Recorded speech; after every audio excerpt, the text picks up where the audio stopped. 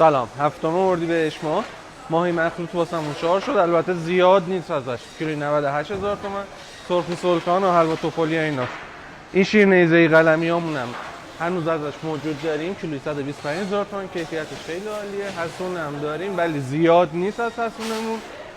68 بود، الان کردیمش 25 تومان ولی زیاد نیست ازش. زبیدی هم برای مشتریا هست. اگه زیاد هم از زبیدی نداریم، در حد یه 10-20 کیلو داریم. زبیدی ها سایزش خوبه، کیلو 1,850,000 تومان. سایز درشت و خوبی داره.